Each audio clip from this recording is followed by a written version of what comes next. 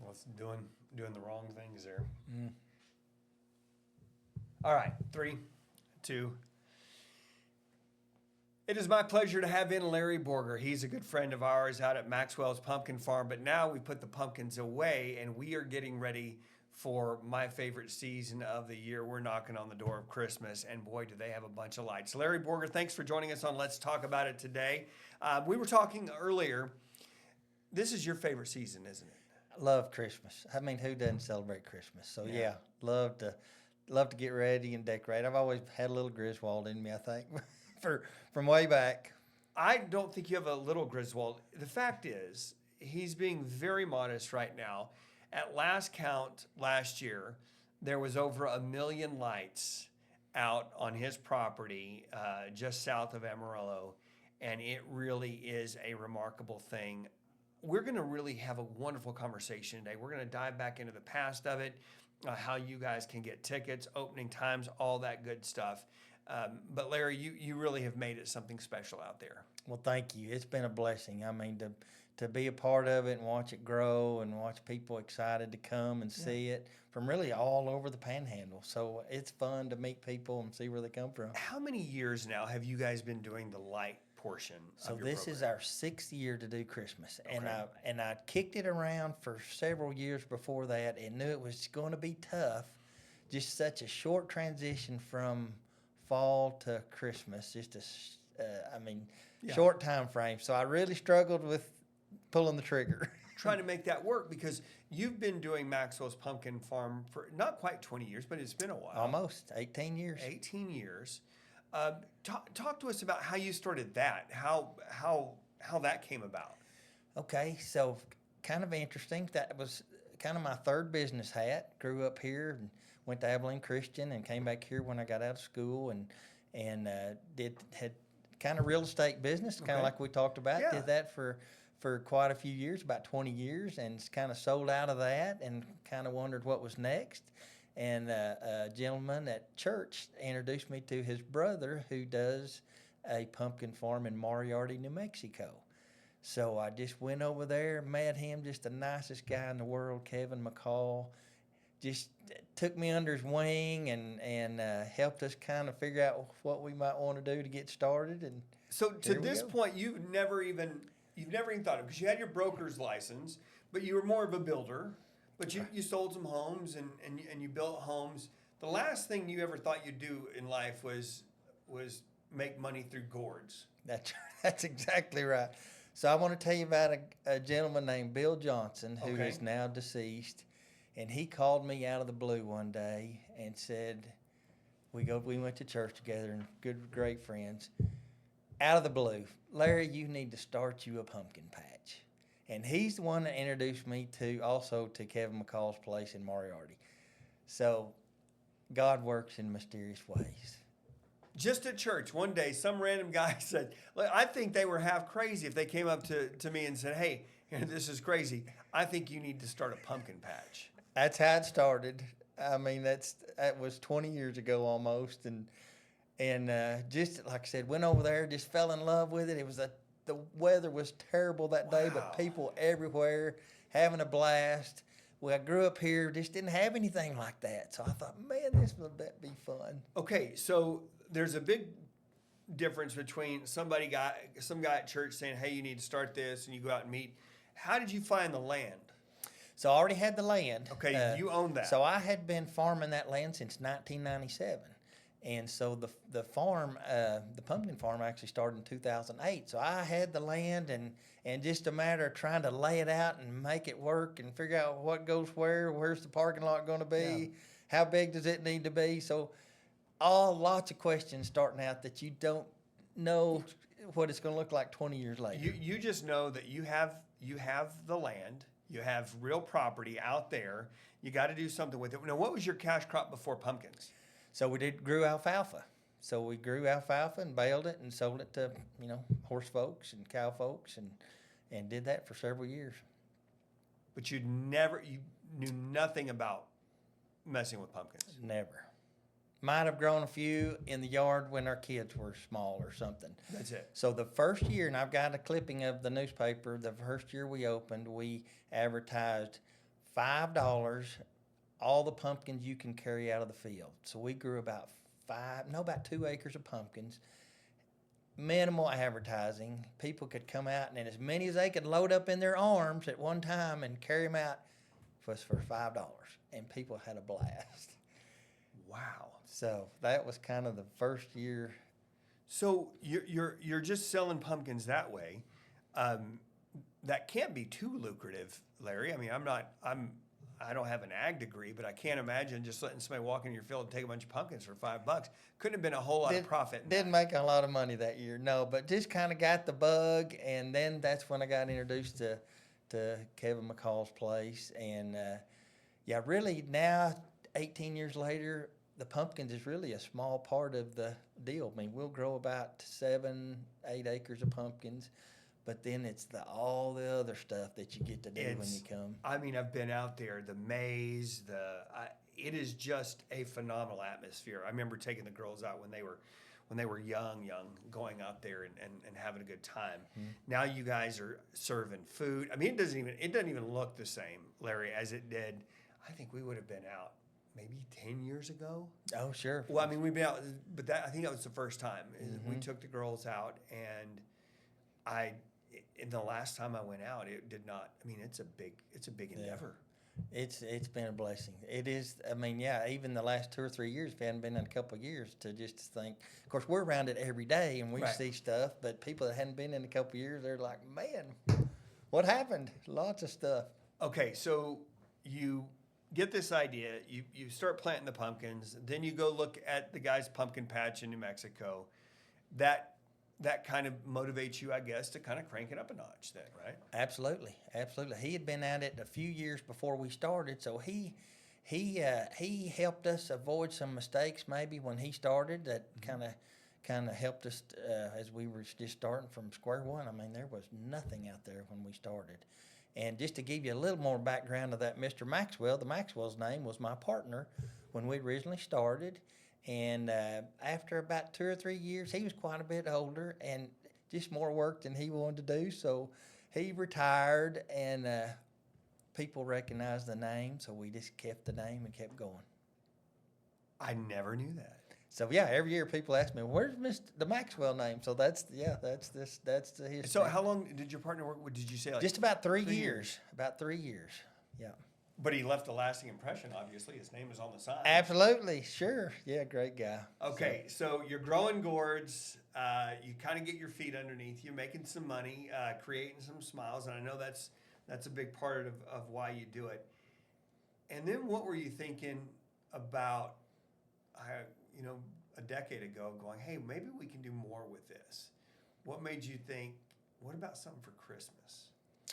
Yes, and like I told you, that was a tough decision because I knew it was such a short time to transition. And so I'm so blessed and so thankful for so many people that jump in and help us make it happen.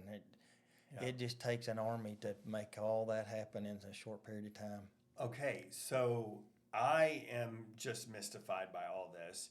You decide that you want to make this happen. You kind of dive in. You have to buy a bunch of lights year one, obviously. What did that look like? What did your light bill look like that year of purchasing the lights? Well, a couple of things. I knew when we ran about 6,000 foot of conduit, we were committed to doing Christmas. So some people asked me the next year, "Are you going to do Christmas again?" Well, we were committed. You had how much? 6,000 feet of conduit. That's a lot of ditching and a lot of pipe to get in the ground. Getting every power to all the places. And without the LED lights, we just couldn't make it happen. That's a game changer for everybody's. The LEDs that just don't use near as much power as those old incandescent lights. So you got a couple 100,000 lights. You kind of start out, you're kind of doing this, and now you have to do it because everybody looks forward to it. As soon as the pumpkins go away, you guys pretty much reset from October 31st or November 1 rather, up until the week of Thanksgiving. Mm-hmm. And then the Friday after Thanksgiving, you guys open it up and flip the switch and turn on the lights. Absolutely.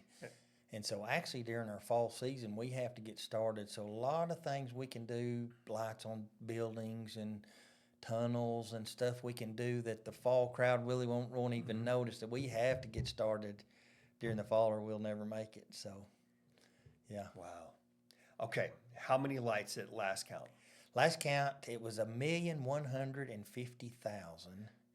You had a contest, And was it last year? We had a contest Okay. last year. A gentleman from Canyon, kind of interesting. The number he guessed was 1, 2, 3, 4, 5, 6, 7, and he was the winner. Are you kidding He me? was within 100,000 or something, so he was the Wow. big winner. So He that just was throws fun. out that number and you're in. That's right. And my guys told me we're never counting them again. Now that we know we've got over 1 million, we're never counting them again. It took forever. Wow. But we've got, I can tell you, I'll share with you, we've got 2 trees that we built this year, 30-foot tall metal trees. Each tree has about 30,000 lights on them, so they'll be amazing. They'll be on our walking trail. You'll be Okay. able to see them from the hayride. You may be able to see them from I-27. I don't Yeah. know, but they're going to be special. Okay. So now the big question is, people come out, obviously they love it. What does just your electric bill for that month that you have to run, where you run it from, basically November to December, that 1 month, what is that? What is that? It's not crazy as you would think, because we're only on, just those few Yeah. days, and it's only on for a few hours that night. So really, it's not crazy, and I couldn't tell you exactly the number, but it wouldn't be a jaw dropping to you to know what that number is. Okay. Well, I'm just thinking of 1 million lights. I was just kind of trying to do the simple math in my head, which I'm not really good at. There's a reason why I got into journalism.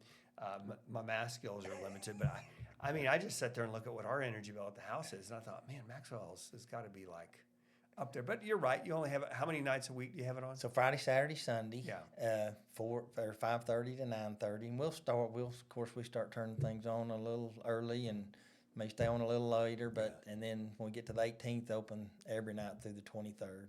So it's about the same number of days that we're open in the fall, but just in a short amount of time. When you break that down, when that happens, and you break that down, I know you guys all automatically start planning for next year because you have to. So what does Larry Borger do from New Year's Eve until it's planting time? So it takes us a while, of course, to take all the lights down. We can't leave them up. Our weather is just too harsh. So it'll take us, depending on the weather, a couple of months probably to take Just everything getting down. the lights just down. getting the line down, packed away, and but at least we're not in a time crunch at that point. But Right. yeah, at that point, once we get the lights down, we're already stirring around, getting ground ready, and yeah, like you say, we're planning next year already. So it's year round for I was sure. gonna say, it's not just, even though you're grinding it for 2 months, you're having to put in a whole lot of work. And when does the planting season start for the pumpkins? So we'll plant our pumpkins about the 10th of June, give or Okay. take, and then we'll plant our hay grazer for the mazes about the 1st of July. And that's about when we start planting our sunflowers. We'll plant our sunflowers over about a 6-week period to try to get those maturity dates where they'll last through our fall season if we Okay. can. So, yeah. Well, that makes sense.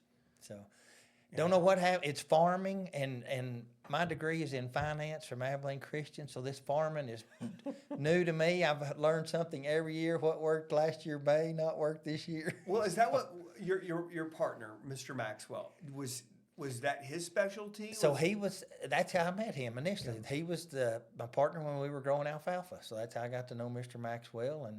And then once we got this idea of the pumpkin farm, and he was all in, and it was just, like I said, a lot of work. And What did Mr. Maxwell say when you walked up all those years ago and said, "Hey, I know we've been growing some alfalfa.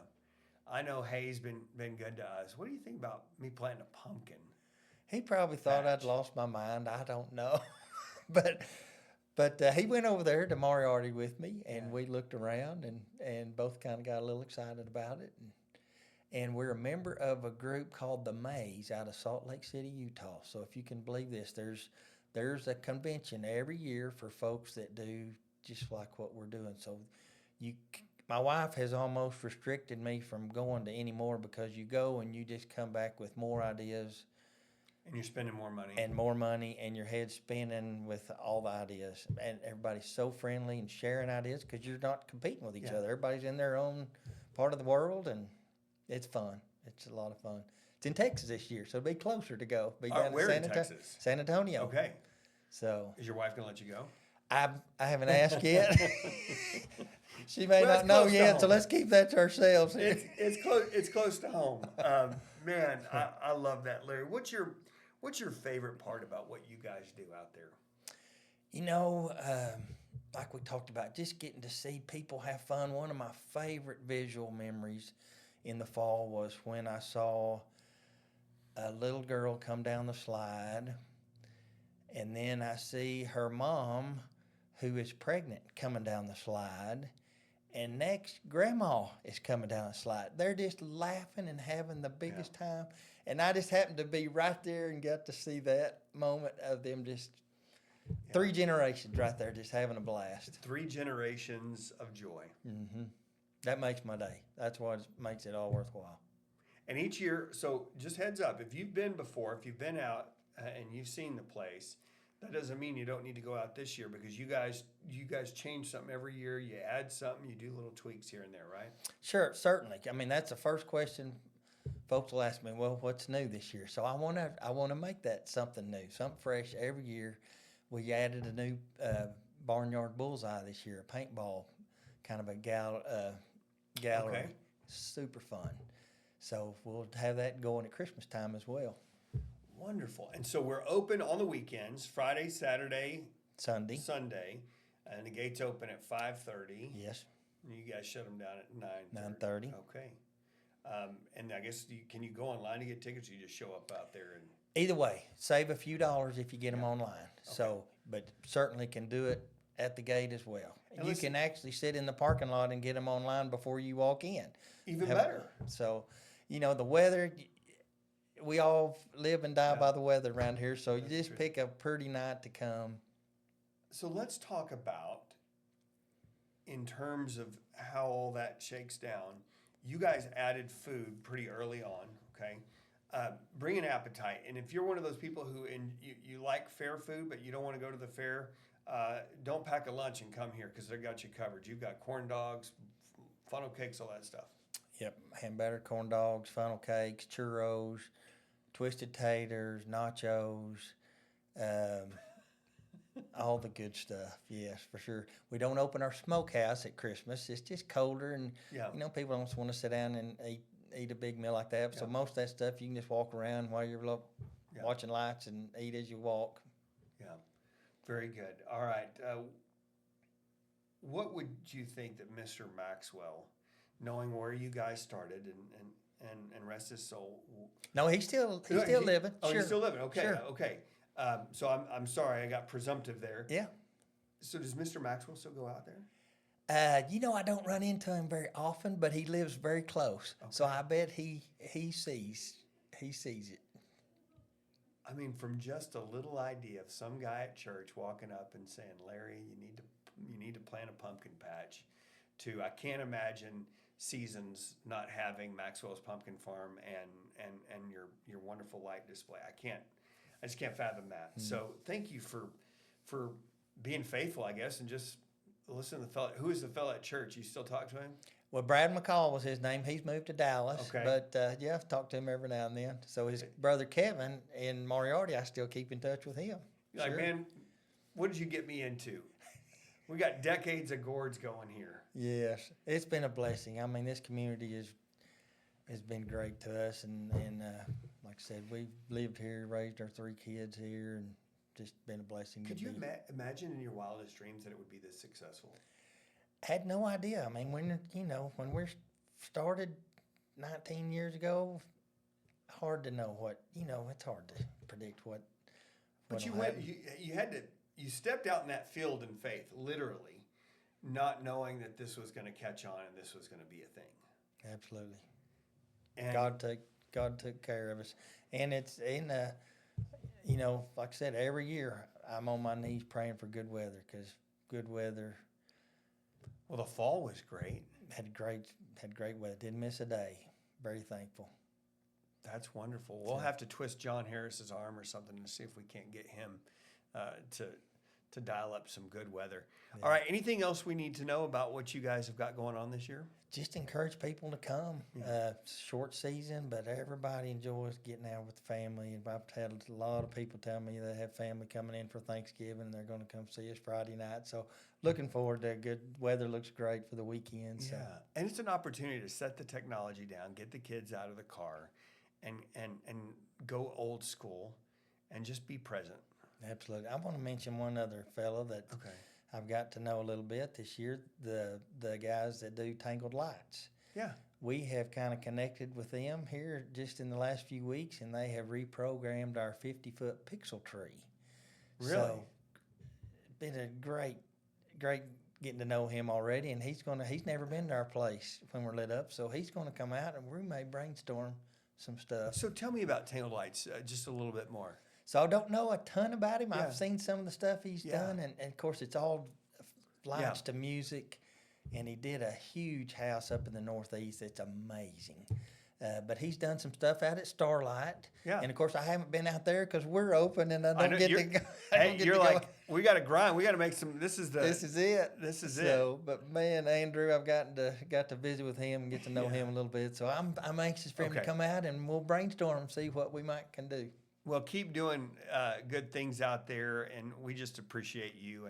And with any luck at all, Larry, you can talk to your wife. Maybe you guys end up down at that conference in San Antonio this year. Thank you. Would you put in a good word? Well, let her know. I'll give you my number. She can give me a call, and we'll see if we can't get that done. Larry, I appreciate it. So give us the rundown one more time. I want to make sure people know. Give us a website. Where can we go? Okay, maxwellspumpkinfarm.com. Okay. Open this Friday, Black Friday, and every Friday, Saturday, and Sunday night from 5:30 to 9:30 till we get to the 18th of December, and then we'll open every night through the 23rd. Okay. So, get out there and be a part of it. You can go get those tickets online. Again, as Larry mentioned, that's going to save you some money. I have to tell you on a personal note, Larry, I love every time you come into the studio. I've never told you this, but you bring joy with you when you come in. It's you can see the passion all over you. And so thank you for sharing your passion and your joy for this season. Thank you for caring enough about our community to make people smile. And boy, do we need that so much. And so thank you for just always being a joy, just to 100% be around. Well, God bless you. Thank you. Very kind of you. Thanks for coming in, Larry. You betcha. All right.